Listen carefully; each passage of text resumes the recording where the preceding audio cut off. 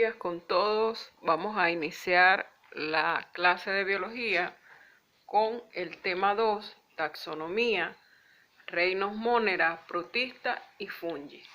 Vamos a hablar de la taxonomía. La taxonomía es la rama de la biología que se encarga de clasificar y agrupar a todos los seres vivos a partir de sus diferencias, semejanzas morfológicas, reproductivas, celulares, metabólicas, etc. Vamos a hablar ahora de las categorías taxonómicas. Estos son niveles que agrupan a otros niveles en los cuales se encuentran agrupados los seres vivos. Los criterios más utilizados para clasificarlos son los siguientes: número de células, que pueden ser unicelulares, pluricelulares y multicelulares; la reproducción, que puede ser sexual o asexual; la respiración, que puede ser aeróbica o anaeróbica; la nutrición, que puede ser autótrofa, heterótrofa y mixótrofa; y el tipo de célula, puede ser eucariota o procariota. Vamos a hablar ahora de las categorías taxonómicas. Las categorías taxonómicas son niveles para clasificar a los animales o vegetales o a los seres vivos. Existe un nivel inferior y un nivel superior. Si empezamos desde el nivel superior, empezamos con el dominio, luego el reino, luego el filum si son animales y la división si son vegetales. Luego tenemos el orden, la clase, la familia, el género y, siendo la especie, la parte inferior o la base. Vamos a hablar ahora de la nomenclatura taxonómica. Esta es la rama de la biología que se encarga de nombrar a los seres vivos. Hablemos ahora de la nomenclatura binomial. Este fue creado por el naturalista sueco Carl von Linné. Se trata de un conjunto de normas y reglas que se deben respetar para escribir correctamente un nombre científico. Los nombres científicos están formados por dos palabras únicas o universales en latín o latinizadas, formadas por dos palabras: un género, que es el nombre genérico, y la otra la especie, que es el nombre específico. Solo la primera letra del género se escribe con mayúscula y todo lo demás con minúscula. Aquí tenemos el ejemplo. El nombre científico del perro común es Canis familiaris. Vamos a hablar ahora de la biodiversidad y el sistema de clasificación. Aristóteles fue la primera persona en clasificar a los seres vivos: enaima con sangre y enaima sin sangre. Con el tiempo se creó el reino animal y vegetal. Luego, con la aparición del microscopio, se creó el reino protista. Luego se observaron algunos que carecían de núcleo. Estos entonces formaron el reino Monera. Por último, el señor Robert Whittaker separó a los hongos del reino Plantae debido a que ningún hongo realizaba fotosíntesis, creando el reino Fungi. Posteriormente, el señor Carl Woese, microbiólogo molecular, creador de la nueva taxonomía molecular basada en la comparación del ARN ribosomal que comparten todos los seres vivos, estableció de esta forma tres dominios: la Urcaya, donde están agrupados el reino Animalia, Plantae, Protista y Fungi; las bacterias, donde están las geobacterias; y el Archaea, donde están las arqueobacterias. Actualmente los tres dominios agrupan, como pudimos ver, a los 6 reinos, según la clasificación de Woese. Vamos a estudiar ahora el reino Monera. Este está integrado por las eubacterias y las cianobacterias. Estudiaremos primero a las eubacterias.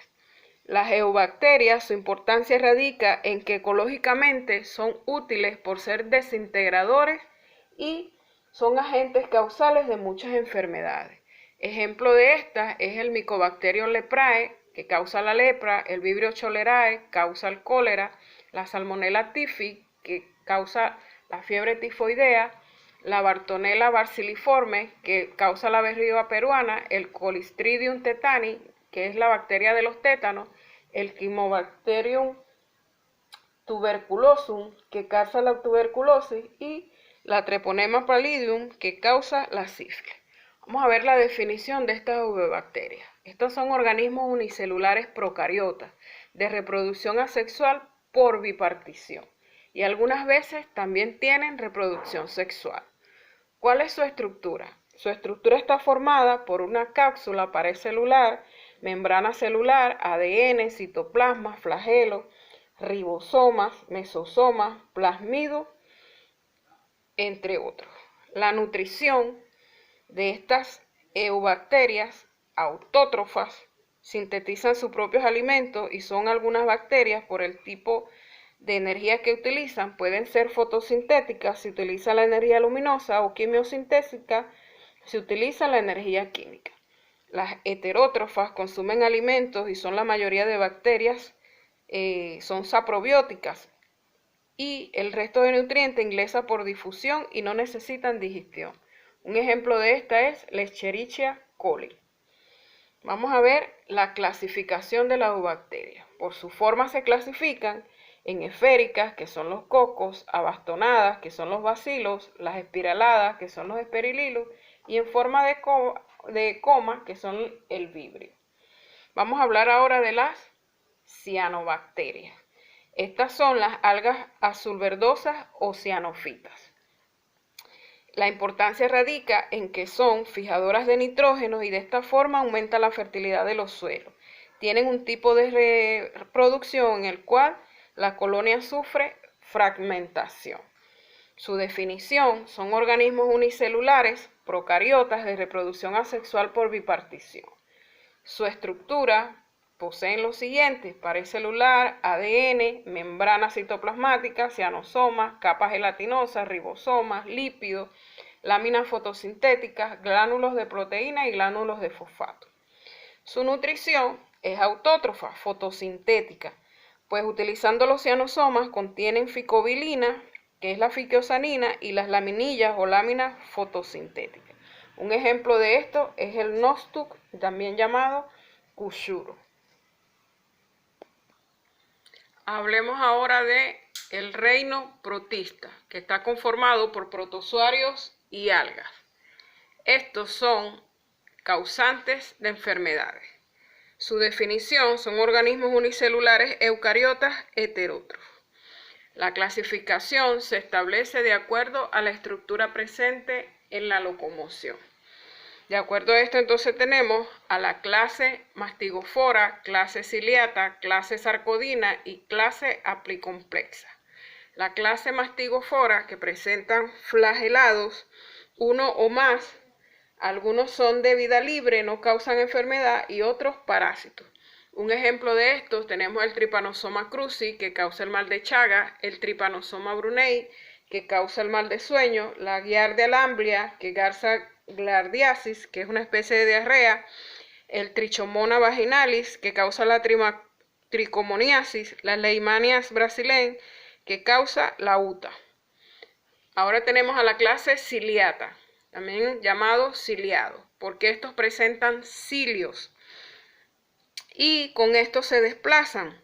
Están presentes en la superficie de su cuerpo. También presentan un macronúcleo y micronúcleo, citostomas, que es la boca celular, citofaringe, citopigio, que es un ano celular, y un ejemplo de esto es el Paramecium caudatum. Luego tenemos a la clase Sarcodina, que presenta pseudópodos o falsos pies. Estos sirven para la locomoción y para la alimentación. Un ejemplo de esto es el Ballantadium coli, que es el causante de la balantidiasis. Luego tenemos a la clase Aplicomplexa o esporozoa. Estos son también llamados esporozoarios. Estos carecen de motilidad, son parásitos obligados.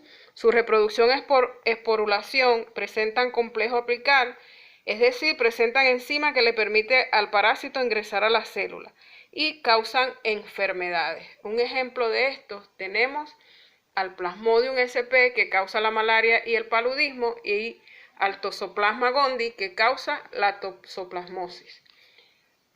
Otra de la división del reino protista son las algas. Las algas son organismos unicelulares eucariotas de nutrición autótrofa fotosintética. Su clasificación: las algas se clasifican teniendo en cuenta los pigmentos, las sustancias de reserva y los componentes de su pared celular. Así se dividen en euglonofitas, pirrofitas y crisofitas. Las euglonofitas están presentes en agua dulce, solo unos pocos miembros habitan aguas marinas o son endosimbiontes. Muchos poseen cloroplastos, aunque algunos hacen fagocitosis o penocitosis. Presentan una película compuesta por bandas proteicas que se ubica por debajo de la membrana celular y es sostenida por microtúbulos dorsales y ventrales. Su sustancia de reserva es el paramilón. Luego tenemos a las pirrofitas. Esta división consta exclusivamente de formas marítimas unicelulares llamadas dinoflagelados, y estas presentan un pigmento denominado pirrofila, que es el que le da la coloración roja, y cuando alcanzan una gran biomasa desencadenan un fenómeno llamado o conocido como la marea roja. Estas presentan un par de flagelos y sus paredes son de celulosa. Por último tenemos a las crisofitas. Estas están integradas por las diatomeas. Presenta un pigmento de color pardo denominado fusantina. La sustancia de reserva es la crisolaminarina. También presentan aceites, carbohidratos y presentan sílice en la pared celular. Hablemos ahora de el reino fungi. Es el reino de los hongos. Estos son organismos eucariotas de nutrición heterótrofa absortiva, es decir, digestión extracelular. Algunos pueden ser unicelulares, como las levaduras, y otros pluricelulares, como mohos y setas. Su reproducción generalmente asexual por gemación, como es el caso de las levaduras, y por esporulación, como es el caso de mohos y setas. Su clasificación es la siguiente: los mixomicotas, que son hongos inferiores, y las eucomicotas, que son hongos verdaderos. Los hongos inferiores son los hongos primitivos con una constitución orgánica bastante simple. Presentan dos fases: una fase asimiladora de vida libre formada por una masa acumulada llamada plasmodio, el cual presenta un protoplasma multinucleado, y una segunda etapa reproductora llamada esporocarpo, que contienen a las esporas. Son considerados hongos inferiores. Un ejemplo de esto es el fusarium. Luego tenemos las eumicotas, que son hongos verdaderos. Estos son considerados hongos superiores. La complejidad hace que los llamen de esa manera. En su estructura presentan una pared celular cuya composición química es la quitina. Es un polisacárido nitrogenado. La quitina es más resistente a la degradación por microbios. Y también presentan hifa. La hifa es la estructura básica en la conformación de los hongos. Estas células en filamentos pueden ser cenocíticas o tabicadas. También presentan el micelio. El micelio resulta de la unión de las hifas, presentando un aspecto enmarañado de filamentos. Y su nutrición, la nutrición de los hongos, son organismos heterótrofos saprobióticos absortivos. Estos hongos verdaderos se clasifican en ficomicetos o ficomicotas, que también se conoce como cigomicotas, porque las esporas sexuales son originadas a partir de los esporangios. Forman las cigosporas, que son producto de la función sexual de las hifas. Presentan hifas cenocíticas muy ramificadas, donde los rizoides fijan al hongo al sustrato. Presenta reproducción asexual por esporas y sexual. El producto de la reproducción sexual es la cigospora. Un ejemplo de esto es el Rhizopus nigricans, que es el moho del pan, y también tenemos al Ustilabos carbos, que es el carbón de los cereales. Luego tenemos a los ascomicetos o ascomicotas. Estos son también conocidos como hongos tipo saco. Presentan un cuerpo fructífero llamado azocarpo. Su reproducción es asexual por conidios o conidiosporas y sexual en un saco denominado asca. Un ejemplo de esto es la Saccharomyces cerevisiae, que es la levadura de la cerveza, y también el Penicillium notatum, que produce el antibiótico conocido como la penicilina. Luego tenemos a los basidiomicetos o basidiomicota. Esto, su nombre se debe al hecho de formar un basidio. Su reproducción es asexual por conidias y sexual por medio de basidios. Un ejemplo de esto son los saprofitos, como el Agaricus campestris, los parásitos de plantas como rollas y carbones, los venenosos, como la Amanita muscaria, que es la falsa oronja. Por último, tenemos a los deuteromicetos o deuteromicota. Estos son hongos imperfectos, debido a que no se conoce su reproducción sexual. Su reproducción asexual es por medio de conidia. Un ejemplo de esto es el Trichophyton rubrum, que es el pie de atleta, el Trichophyton tonsuram, que es la tiña, y la Candida albicans, que es el causante de la candidiasis. Te dejo ahora con los ejercicios propuestos, prebásico, preintermedio, preavanzado y el reto Belén. Te reto a contestar las preguntas y a compararlos con la ficha.